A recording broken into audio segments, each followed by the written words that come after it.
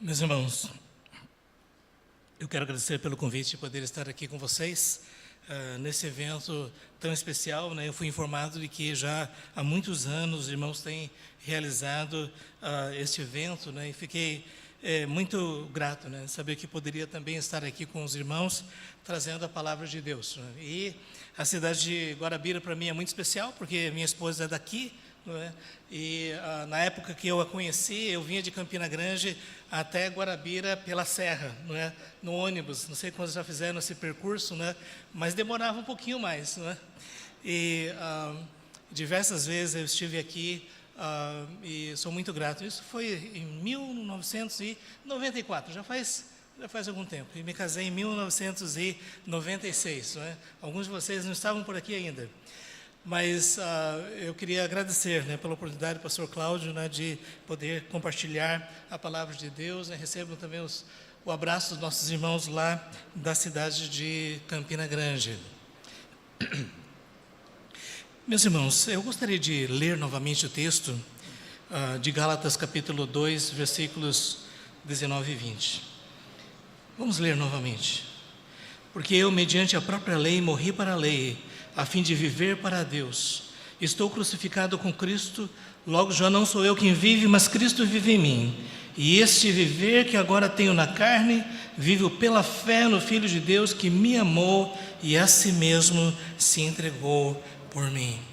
Eu gostaria de compartilhar, meus irmãos, ainda que brevemente, sobre o tema viver para Deus, porque aqui o apóstolo Paulo diz: morri para a lei a fim de viver para Deus.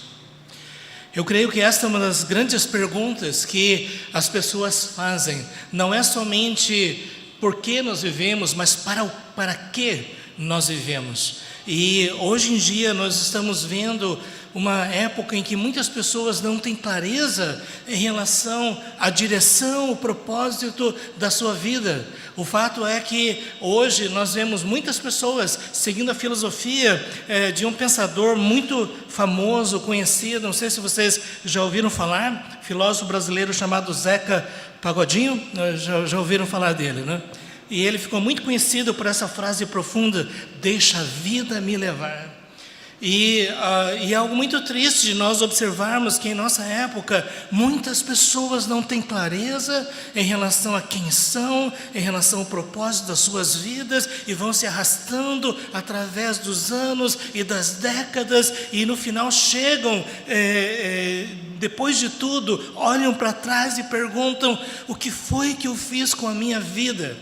Eu creio que muitos de vocês que já conversaram com pessoas que já avançaram nos dias, por assim dizer, e você conversa com essas pessoas, nós encontramos algumas que têm profunda alegria no seu coração, profunda realização, e muitas vezes essas pessoas compartilham conosco pérolas de sabedoria a respeito das lições que aprenderam em sua vida.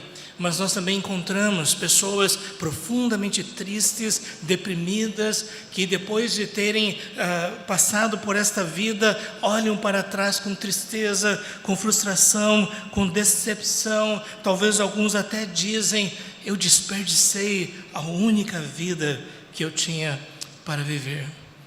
Eu creio que nós precisamos buscar de Deus esta filosofia de vida, essa percepção a respeito de quem nós somos e como nós devemos viver. Nós não podemos deixar que as circunstâncias nos arrastem e que nos levem simplesmente a desperdiçar os nossos dias atrás de coisas vazias. E não sei se vocês já perceberam, mas nós já estamos no mês de agosto. Não sei se você concorda comigo, parece que há poucos dias a gente estava comemorando Natal e Ano Novo, e já estamos no mês de agosto. E o fato é que a vida ela passa de uma forma tão rápida, e se nós não prestamos atenção, nós simplesmente vamos desperdiçar a única vida que Deus nos deu para viver. O apóstolo Paulo, ele tinha clareza em relação a isso. Ele, por exemplo, disse: para mim o viver é Cristo e o morrer é lucro. Em outro lugar ele disse: em nada tenho a vida preciosa para mim mesmo, contanto que eu complete a minha carreira e o ministério que recebi do Senhor Jesus para dar testemunho do Evangelho da graça de Deus. Quando ele chegou no final do seu ministério, possivelmente já se preparando para a sua execução, ele disse: eu combati o bom combate, completei a carreira e guardei a fé. Desde agora me espera a coroa da justiça, que está reservada não somente a mim, mas a todos quantos amam a sua vinda. Se nós podemos olhar para alguém que viveu com propósito, foi o apóstolo Paulo. Se nós podemos pensar de alguém que deixou um legado, uma herança nesta vida, foi o apóstolo Paulo. E eu creio que o apóstolo Paulo, ele também nos orientou para que nós buscássemos esse propósito de Deus em nossas vidas. Existem princípios que devem ser aplicados em todas as áreas da vida. Por exemplo, amar a Deus e amar o próximo, e fazer tudo para a glória de Deus. Mas eu creio que o propósito de Deus é de que nós possamos viver a nossa vida para Deus. Que nós possamos dedicar cada minuto, cada dia, cada ano das nossas vidas para Deus, como um sacrifício e uma dedicação a Ele. Eu soube que ontem, o pastor Renan esteve aqui compartilhando com vocês sobre Romanos capítulo 12, não é? E para mim é algo tão especial, porque Romanos 12 fala sobre essa experiência da vontade de Deus, e que se quisermos esperar, é apresentando os nossos corpos por sacrifício vivo, santo e agradável a Deus, que é o nosso culto racional. A pergunta que nós temos é se nós estamos vivendo para Deus. Se nossas escolhas, nossas prioridades, nossos relacionamentos, nossa vida profissional, nossa família tem essa direção. É para Deus, é para Ele, não é para mim, não é para os meus próprios interesses, mas é para Deus. E essa direção da nossa vida é essencial, porque a partir do momento em que você tem esse tipo de percepção, tudo mais vai ser determinado por essa questão fundamental, é que nós queremos viver para Deus. Nós queremos que os nossos dons, nossos talentos, habilidades, experiências, tudo seja voltado para Ele. E é por isso que o apóstolo Paulo em Romanos, no final do capítulo 11, ele diz: porque dele, por meio dele e para ele são todas as coisas, a ele, pois, a glória eternamente. Por isso que eu creio, meus irmãos, que é tão importante nós perguntarmos para quê ou para quem nós estamos vivendo. Eu tenho receio de que se nós não tivermos essa percepção com clareza, nós vamos deixar que os valores, as filosofias e as propagandas deste mundo definam a forma como nós usamos o nosso tempo. E aqui eu creio que nós precisamos trazer uma questão muito séria. Nós vamos prestar contas diante de Deus pelo que nós fizemos ou deixamos de fazer. Vai haver um dia em que nós vamos prestar o relatório final. A maneira como nós usamos cada talento, cada dom, cada dia, cada relacionamento, tudo isso vai ser apresentado diante de Deus. Essa é uma parte da revelação bíblica que nós não estamos acostumados a ver. Mas o fato é que o apóstolo Paulo mesmo diz que nós vamos prestar conta de tudo aquilo que nós fizemos por meio do nosso corpo. Veja bem, eu não creio que esse julgamento será para condenação. Eu creio que será para recompensa, para galardão. Mas nós temos uma pergunta inicial mais importante ainda, porque se pessoas vivem para si e não vivem para Deus, é possível que não tenham ainda experimentado o perdão dos pecados, a certeza da vida eterna e, portanto, caminho para uma eternidade sem Deus. E especialmente em nossos dias, nós estamos vendo que esta questão da eternidade, ela praticamente está deixando de ser ensinada, pregada, aplicada em nossas vidas. Você já parou para observar que uma boa parte das mensagens que estão aí nas redes sociais, no YouTube e tudo mais, essas mensagens não falam mais sobre a eternidade. Falam sobre como Deus vai nos ajudar a lidar com os desafios desta vida. Mas o próprio Jesus disse: de que adianta um homem ganhar o mundo inteiro e perder a sua alma? E aqui eu gostaria de dizer, meus irmãos, quem não vive para Deus, está caminhando para uma eternidade sem Deus. E, ultimamente, eu tenho feito uma pesquisa mais aprofundada sobre a doutrina do inferno, da segunda morte.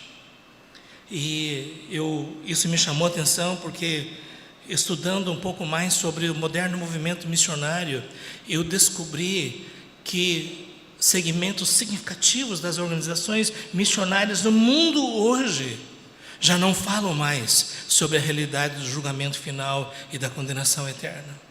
Na verdade, na própria literatura, os livros mais usados nos seminários teológicos, que falam sobre teologia bíblica de missões, este assunto não é tratado.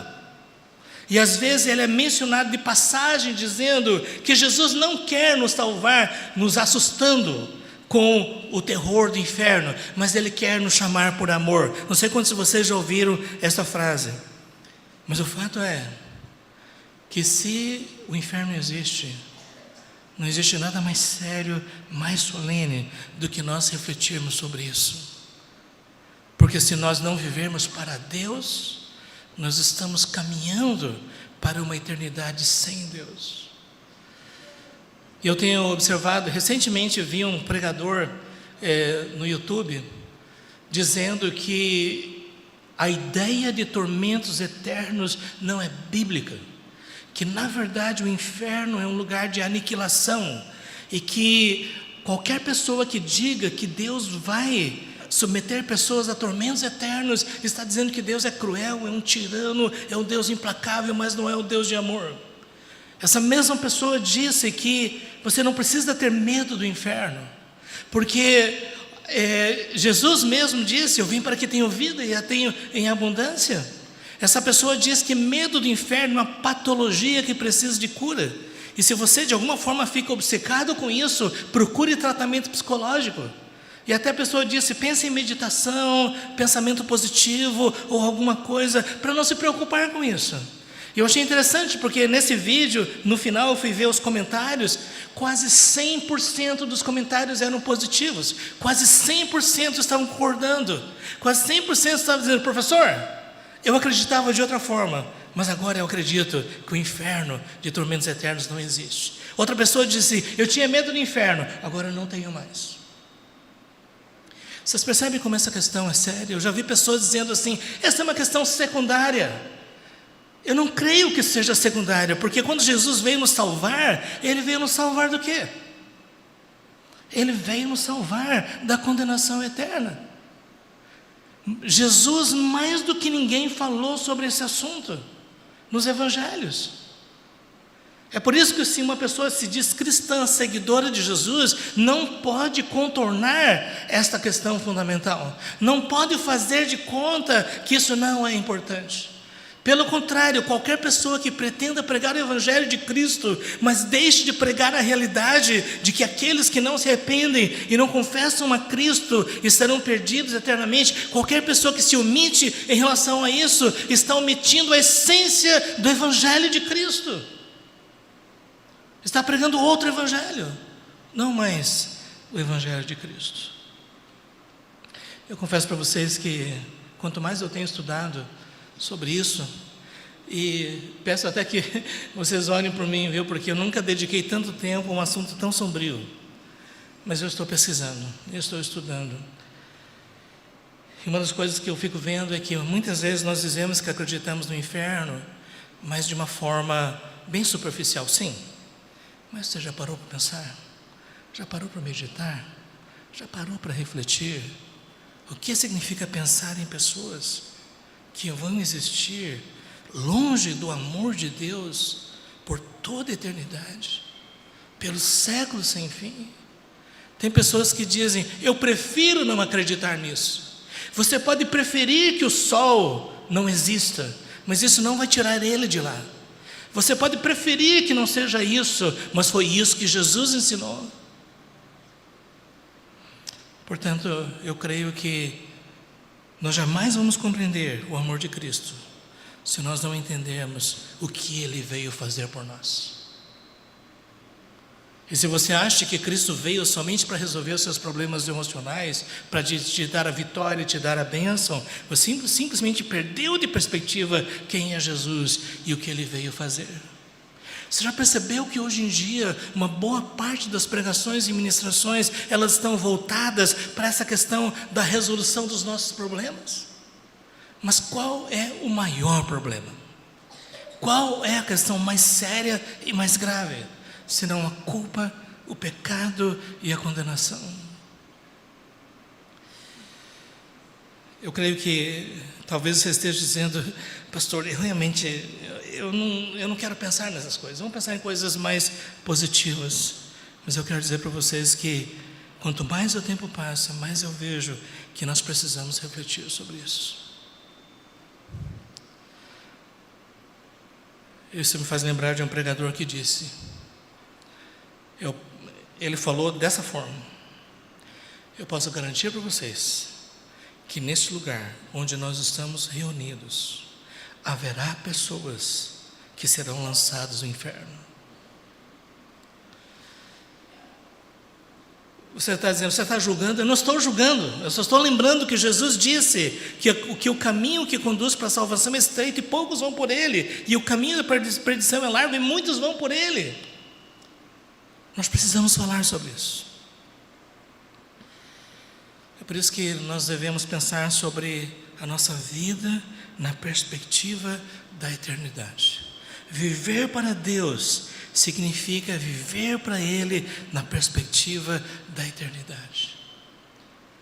Viver para Deus significa que os nossos valores, as nossas convicções, o nosso tempo, tudo é moldado pela presença de Deus, pela glória de Deus, pela vontade de Deus. Viver para Deus significa que nós vamos dedicar a nossa profissão a Cristo, os nossos estudos a Cristo, os nossos relacionamentos e tudo mais é para Ele. Por isso que nós temos que nos perguntar para quem ou para o que nós estamos vivendo. O apóstolo Paulo diz, porque eu, mediante a própria lei, morri para a lei, a fim de viver para Deus. Gente, a carta de Paulo aos Gálatas é uma carta muito breve, mas foi um dos textos que Deus usou de forma mais poderosa para produzir grandes movimentos de reforma e avivamento espiritual. Inclusive, foi esta carta um dos fatores determinantes na mente de Martinho Lutero para liderar a reforma protestante no século XVI.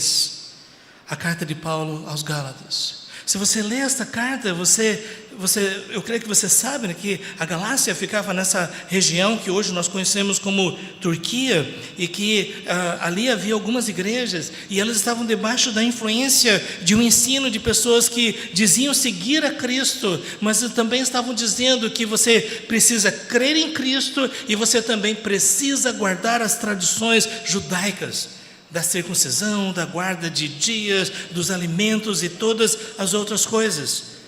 E esses mestres estavam exercendo uma influência tão significativa que o apóstolo Paulo, ele ficou preocupado, e nós vemos até uma situação muito delicada, né? Porque uma vez ele estava com Pedro, o apóstolo, e ele percebeu que Pedro não estava pronto a assumir o compromisso de que a salvação é somente pela graça, mediante a fé. Essa era a convicção dele, ele sempre ensinou isso, mas quando ele via aqueles irmãos, especialmente os que vinham de Jerusalém, ele simplesmente evitava falar sobre isso, ele não se associava aos gentios. Se lembra, foi Pedro que viu o lençol descendo e os animais impuros, e Deus dizendo, mata e come. Mas Pedro agora, por causa do pessoal de Jerusalém, estava dizendo, não é melhor eu não ficar perto deles. O apóstolo Paulo o repreendeu severamente, porque o que Paulo viu aí não era somente uma questão de cerimônia. O que estava em jogo aqui era a questão da salvação. O apóstolo Paulo chegou mesmo a dizer que se você alia Cristo a outras coisas mais, isso já é outro evangelho. Porque o evangelho é Cristo, somente Cristo. É por isso, só um parênteses aqui que eu gostaria de dizer, meus irmãos. Pedro não foi o primeiro Papa. Pedro não foi a base da igreja através da história. Pelo contrário, na verdade, Pedro mereceu uma repreensão severa de Paulo, porque ele não estava se comportando bem. Mas no final, ele disse: olha, eu sou conservo de vocês. Ele nunca reivindicou para si essa posição de ser o legítimo representante de Cristo aqui na terra. O apóstolo Paulo, ele estava dizendo: Pedro, não há mais sentido em dizer, como diziam esses chamados judaizantes, que se você quiser ser salvo, você precisa crer em Cristo, mas você precisa guardar as tradições também. E que se você não guardar as tradições, você está perdido. E o apóstolo Paulo disse: quem ensina isso está ensinando outro evangelho. E se alguém ensina outro evangelho, além daquilo que eu tenho anunciado para vocês, que esse esteja debaixo da maldição de Deus, do juízo de Deus, por uma razão simples, é que se você ensina para as pessoas de que elas são salvas pela fé em Cristo, mais algo, alguma coisa mais que elas vão fazer, os méritos de Cristo estão sendo comprometidos. E de alguma forma a pessoa está trazendo a salvação para si, como se ela de alguma forma fosse a causa dessa salvação. E o apóstolo Paulo então, ele diz, ele, um fariseu de fariseus, estudioso aos pés de Gamaliel, disse: porque eu, mediante a própria lei, morri para a lei. Eu acho interessante isso, porque depois de tudo, Paulo descobriu que a lei nunca foi dada para salvar. E quando eu digo nunca, nunca. Talvez você já tenha ouvido algumas vezes as pessoas dizendo que no Velho Testamento as pessoas eram salvas pela lei e no Novo Testamento a salvação era pela graça. Mas na verdade isso nunca aconteceu. A salvação, desde que o homem caiu, é pela fé no Messias prometido, na semente prometida. Nunca foi o propósito de Deus que as pessoas pudessem ser salvas pela obediência à lei. A obediência à lei era uma forma de demonstrar a fé, era uma forma de demonstrar que Israel era o povo redimido, mas a lei, ela não deveria ser base para a salvação. Por isso, no Evangelho de João, nós temos essa declaração: a lei veio por intermédio de Moisés, a graça e a verdade vieram por meio de Cristo. Por isso, qualquer pessoa que tentar se justificar pela lei está perdido. Sabe, se você conversar com pessoas aqui na cidade sobre o Evangelho, faça 2 perguntas. Em primeiro lugar, pergunta para ela: me diga uma coisa, nesse momento, você pode dizer que você tem a certeza de salvação? De forma geral, elas vão dizer: eu não sei. Quem pode ter? Só Deus sabe se eu mereço. Porque elas foram ensinadas através de toda a vida que a salvação é pelo seu mérito. A outra pergunta que você pode fazer: olha, vamos supor que você vá para a presença de Deus e Ele lhe pergunte: por que eu devo deixar você entrar no céu? O que você responderia? E de forma geral as pessoas dizem assim: eu não sei o que eu diria. Não, mas pense bem, o que você diria? Eles: não, eu acho que eu vou dizer assim: Deus, o Senhor sabe que eu não sou perfeito, mas eu também não sou tão mal. Então, mas o apóstolo Paulo diz que com base nas obras da lei, ninguém será declarado justo diante de Deus, porque todos pecaram, todos carecem da glória de Deus. Não existe nenhuma pessoa justa, nenhuma sequer. Todos nós somos merecedores do julgamento e da ira de Deus. O apóstolo Paulo em Romanos diz que a ira de Deus se revela do céu contra toda impiedade e perversão dos homens que detêm a verdade pela injustiça. Deus se revelou na criação, e ao invés das pessoas aceitarem a revelação da criação, se entregaram à idolatria e ao pecado. Deus se revelou na consciência, as pessoas rejeitaram a lei de Deus plantada na mente, no coração. Todos pecaram. E o salário do pecado é a morte. E que morte é essa? Não é cessação de existência. É a segunda morte. É o lago de fogo. Na linguagem de Apocalipse, as chamas que sobem pelos séculos dos séculos, e aqueles que serão atormentados de dia e de noite. Esse é o ensino bíblico. Quando você olha para as pessoas ao seu redor, você vê como pessoas que podem estar indo para essa eternidade?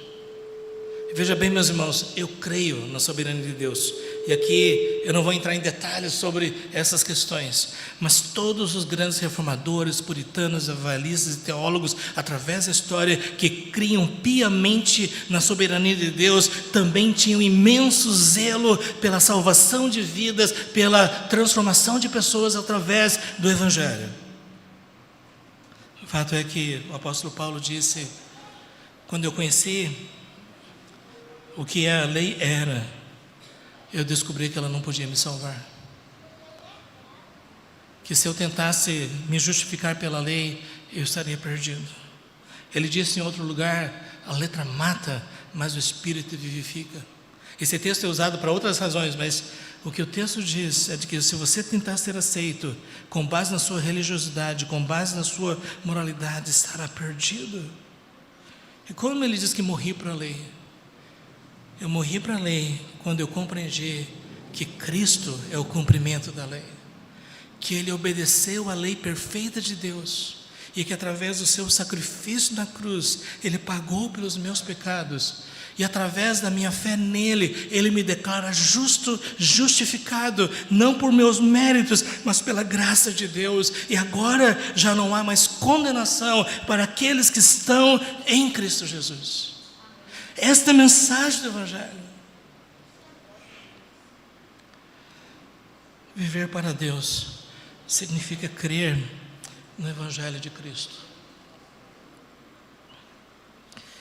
O apóstolo Paulo disse em 2 Coríntios, aliás, 1 Coríntios, ele disse: eu decidi nada saber entre vós, senão a Jesus Cristo e este crucificado. Esta é a nossa mensagem,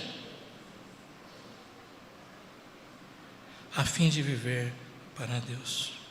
Veja o que ele diz aqui: estou crucificado com Cristo.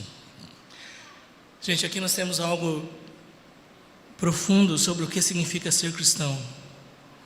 Depois você pode ler em Romanos capítulo 6, de que pelo fato de Cristo ter sido nosso representante na cruz, nós estávamos nele, e quando ele foi crucificado, o que foi? Hein?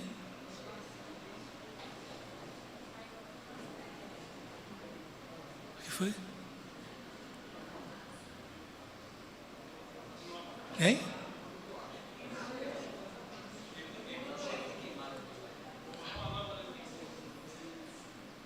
Ok.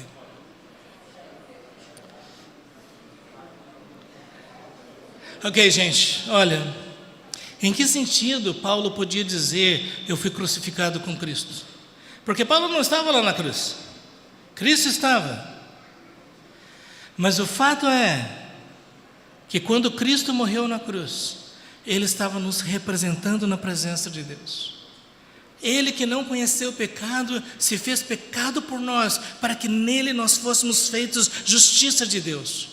Através do primeiro Adão, o pecado entrou no mundo. Através do segundo Adão, veio a redenção. Cristo foi o nosso representante. E é por isso que nós podemos dizer que nós estávamos em Cristo, com Cristo. No momento que Ele estava sendo crucificado, nós também estávamos sendo crucificados com Ele. E no momento que Ele ressuscitou dos mortos, nós ressuscitamos com Ele. E no momento que Ele subiu aos céus, à direita de Deus, assentado acima dos principados e potestades, nós também fomos assentados com Ele. Leia Efésios. Em que sentido? Porque não estava lá. Porque tudo isso que Ele fez por nós. Ele fez em nosso lugar.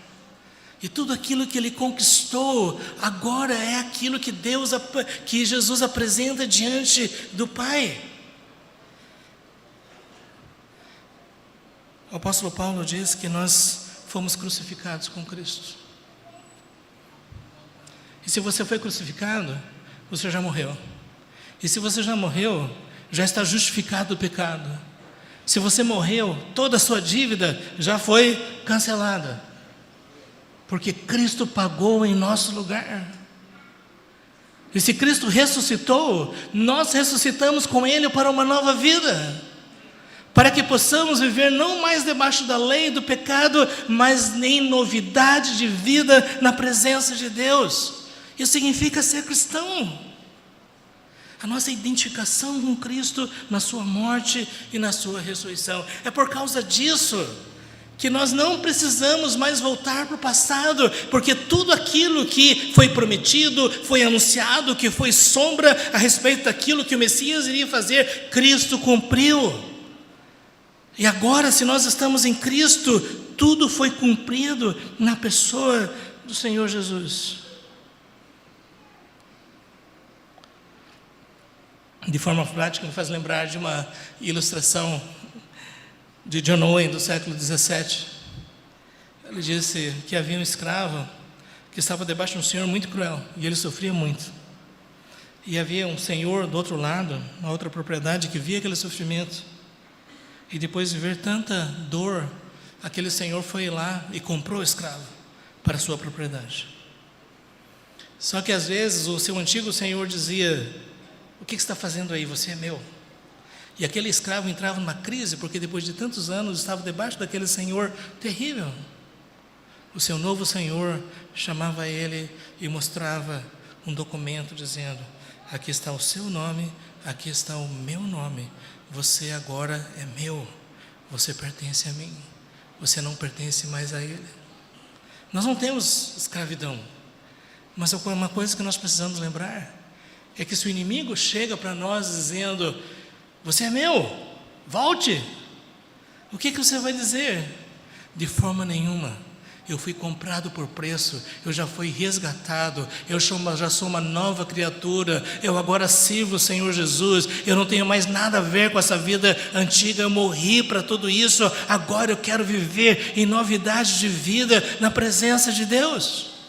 E John Owen disse que aqui está o segredo para viver para Deus, é negar a sua antiga vida dizendo: isso não tem mais nada a ver comigo. É por causa disso que lá em Campina Grande eu fico às vezes meio inquieto, sabe? Porque eu vejo tantos crentes que quando chega a época do chamado São João, eles ficam como que com as mãozinhas em cima do muro, olhando para lá, dizendo: parece que é algo tão bom, parece que é algo tão divertido.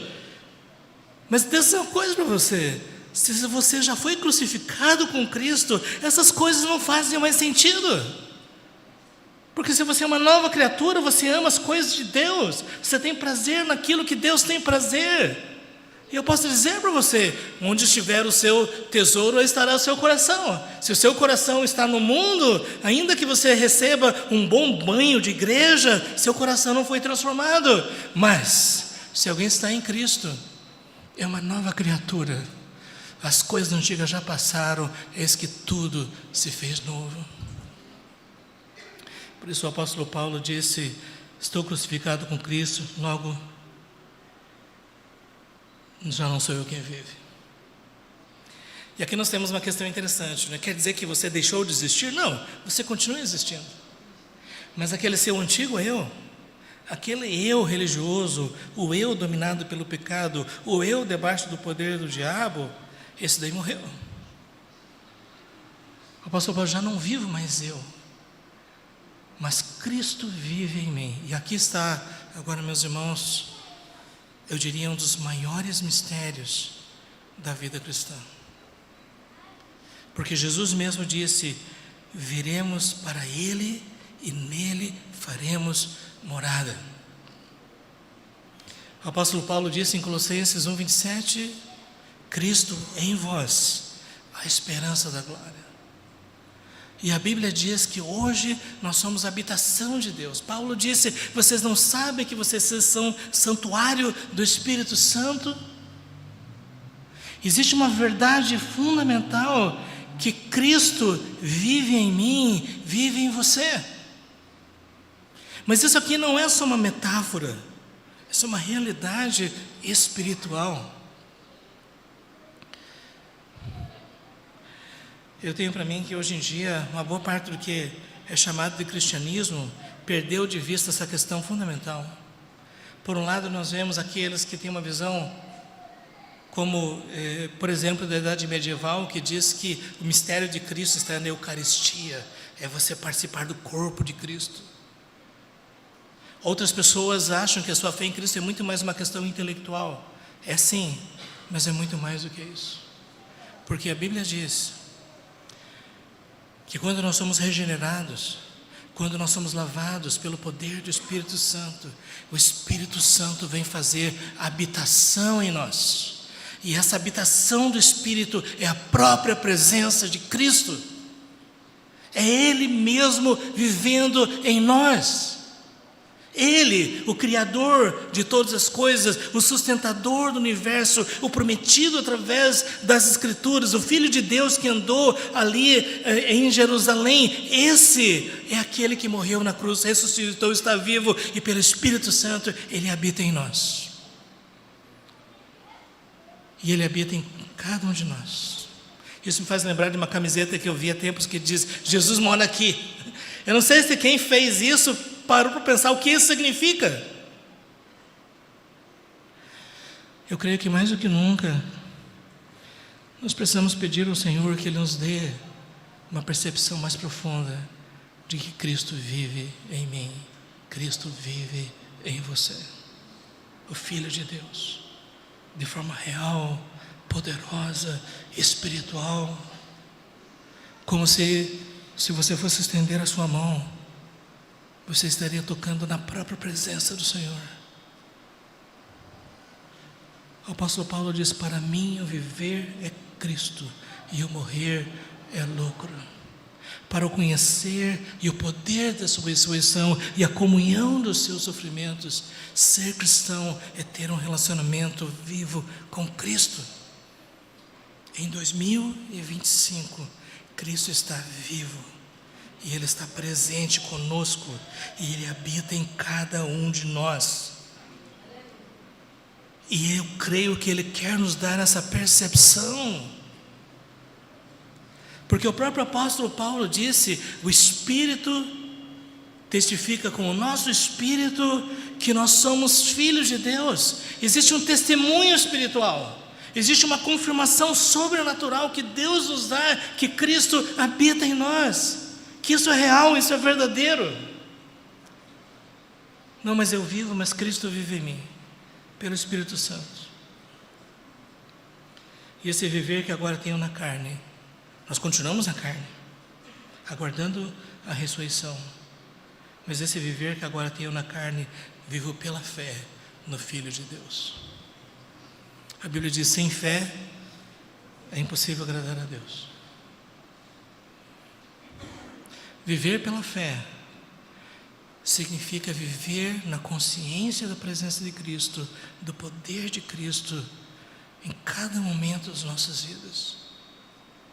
Significa dizer não às circunstâncias e às aparências. Significa reconhecer que Deus é fiel, a sua promessa é verdadeira e nós podemos experimentar a presença de Cristo. Jesus disse: sem mim nada podeis fazer. Veja bem, não é aquilo que nós fazemos para Cristo em primeiro lugar, mas é o fato de que, porque Ele habita em nós, nós vivemos em Cristo. Por isso que o apóstolo Paulo dizia assim: se alguém está em Cristo, é uma nova criação, essa é a palavra. As coisas antigas já passaram, eis que tudo se fez novo. E aí você já pergunta, né? Como é que eu posso saber que eu sou uma nova criação? Isso me faz lembrar que uma vez um pastor, ele falou uma coisa muito triste. Pastor de uma grande igreja, que disse: meus irmãos, é tão difícil carregar cadáveres nas costas. Você entende o que ele quis dizer? É que às vezes muitas pessoas que frequentam igrejas ainda estão mortos nos seus delitos e pecados, ainda não têm uma nova natureza, nunca chegaram a um verdadeiro arrependimento, uma verdadeira fé em Cristo, não demonstram a realidade da regeneração, que frequentam a igreja por religiosidade, por tradição, mas não por uma nova vida. J.C. Ryle no passado escreveu um livreto chamado Vivo ou Morto? Essa é a questão. Os irmãos já imaginaram se tivesse uma espécie de detector de vida espiritual? E saísse assim, você morto, você morto. Deus não vai fazer isso. Mas uma coisa nós precisamos fazer: examine-se a si mesmo e veja se você realmente está na fé. Porque existe um perigo real de nós acharmos que estamos vivos e ainda estamos mortos. Sabe, meus irmãos, é muito difícil tentar motivar o morto. Vamos evangelizar? Hoje não. Vamos orar? Hoje não. Vamos discipular? Hoje não. Vamos para a reunião da igreja? Hoje não. É muito difícil. Mas quem está vivo demonstra vida. Vamos! Estamos juntos. Porque se alguém está em Cristo, realmente é uma nova criação. Como é que você sabe se você está vivo ou não? Gente, agora, aqui com a licença do pastor Cláudio, né? Eu acho que eu vou para beirando a heresia. Não é heresia. Mas sinais de uma pessoa viva. Em primeiro lugar, ela respira. Uma pessoa que não sente desejo de buscar a comunhão com Deus, não está viva. Deixa eu dizer uma coisa aqui, gente. Eu uso um negócio chamado CPAP. Quem sabe o que é? Alguém aqui usa? Não? Uma máscara que fica jogando ar. Porque a minha médica diz que se eu não usar, é bem possível que eu possa ter infarto, AVC, parada respiratória e morte súbita. Então eu estou usando.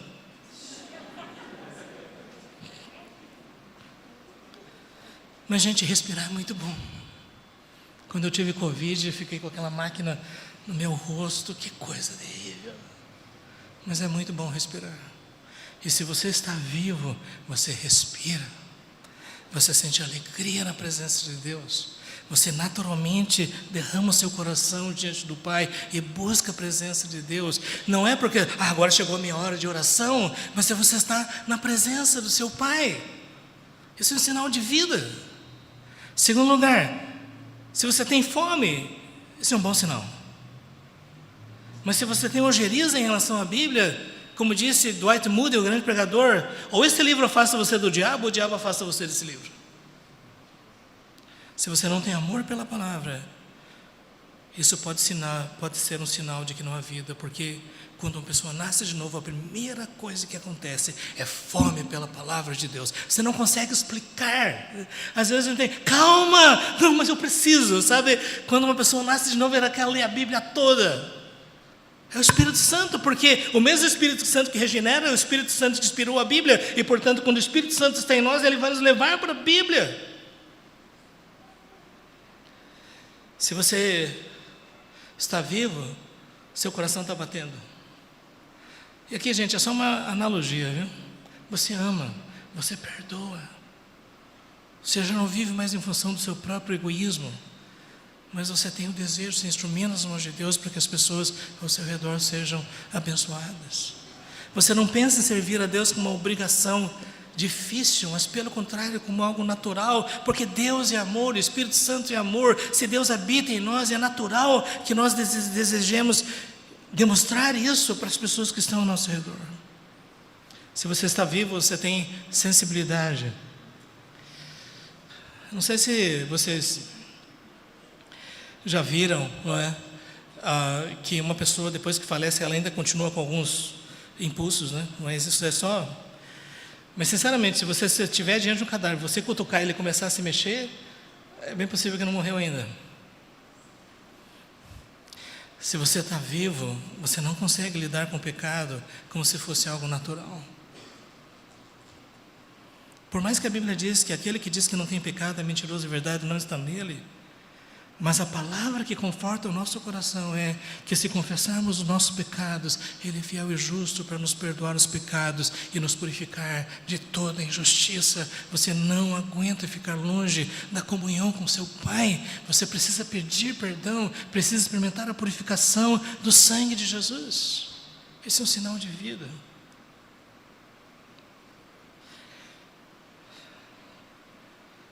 Logo já não sou eu que vivo, mas Cristo vive em mim. E esse viver que agora tenho na carne, vivo pela fé no Filho de Deus. Eu gostaria, meus irmãos, de concluir. Quando o pastor diz que vai concluir, ainda tem um pouquinho, mas que me amou e a si mesmo se entregou por mim. Eu só gostaria de certificar, essa igreja é reformada, né? É? Ok, então tá bem. Eu me lembro que uma vez eu estava dando aula no seminário e eu disse assim: você nunca terá compreendido o amor de Cristo se você não puder dizer, Ele me amou e a si mesmo se entregou por mim. A irmãozinha do seminarista: professor, Ele nos amou. Sim, isso é verdade. Mas existe um sentido que você precisa estar em condições de dizer, Ele me amou e a si mesmo se entregou por mim. E quando Jesus estava debaixo dos açoites e a coroa de espinhos, e carregando a cruz, e sendo crucificado e levantado diante dos olhos de todos, Ele poderia desfazer tudo aquilo ali, Ele podia mandar um exército de anjos, Ele podia mandar destruir todas aquelas pessoas, mas Ele aceitou ir até o fim, por amor, porque seria através desse sacrifício que Ele providenciaria para nós o perdão dos pecados, a vida eterna e a comunhão com o Pai. E é por isso que Ele foi até o fim. A gente não consegue dimensionar o sofrimento de Cristo. Quando nós lemos a profecia de 700 anos antes, possivelmente 700 anos antes de Jesus, Isaías 53, que Ele foi desfigurado, que nele não havia formosura, Ele sofreu em nosso lugar. Mas é importante que nós tenhamos condições de dizer, Ele me amou e a si mesmo se entregou por mim. Há um sentido bíblico teológico profundo, que Cristo morreu por nós, não por atacado, mas individualmente. Que quando Cristo estava na cruz, na sua mente, Ele tinha percepção de cada um de nós. Porque a Bíblia diz, Ele verá o fruto do penoso trabalho de sua alma e ficará satisfeito. Eu dou a minha vida pelas minhas ovelhas. Deus derramou seu sangue pela igreja. Isso significa que tem uma música antiga que a gente cantava que dizia assim, que quando Jesus estava na cruz, Ele pensava em mim e pensava em você. Você acredita nisso? Você percebe? Essa é uma questão séria. Porque quando você tem a percepção do que Cristo fez por nós, e você pode dizer, Ele pensou em mim, não como a única pessoa, mas Ele pensou em mim. Ele viu minha culpa, Ele viu meu pecado, minha rebelião, minha incredulidade, e quando nós ainda éramos pecadores, Ele deu a sua vida por nós. Essa é uma questão do tempo e de espaço, porque isso aconteceu há 2000 anos atrás, mas na mente de Deus como se fosse um presente. Ele me amou e a si mesmo se entregou por mim. Ele é que vive em nós, Ele é que está conosco, Ele é a nossa vida. Por isso eu gostaria de lembrar das palavras do apóstolo Paulo. O amor de Cristo nos constrange, julgando nós isto: um morreu por todos, logo todos morreram, para que os que vivem não vivam mais para si mesmos, mas para aquele que por eles morreu e ressuscitou. A resposta que nós podemos dar é viver para Cristo. Tem uma música antiga que dizia: morrer para o mundo e viver para Cristo. Que cada dia que nos resta seja um sacrifício de louvor e de gratidão ao Senhor. Que não seja um peso, mas uma alegria de poder viver para Ele. E dizer: Tu és digno, Senhor.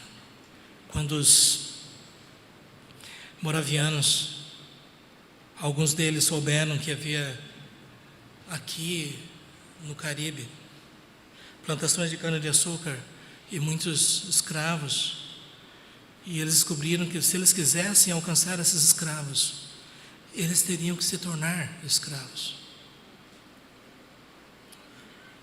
E depois de tudo houve um acerto entre os proprietários e essas pessoas, eles aceitaram os termos. E quando eles estavam se despedindo no porto, na Europa, despedindo dos amigos, irmãos, familiares, você pode imaginar que quando aquele navio estava começando a zarpar, aquelas pessoas estavam vendo pela última vez os seus entes queridos. Mas enquanto eles estavam partindo, eles ergueram a mão para cima e disseram: digno é o Cordeiro. Porque só Ele merece o sacrifício, a renúncia, só Ele merece. Porque Ele nos amou e nos amou até o fim. Por isso nós vamos dedicar de bom grado, dizendo: Senhor, aqui está a minha vida. Que o Senhor faça de mim o que o Senhor quiser, mas eu quero viver para Ti. Vamos orar.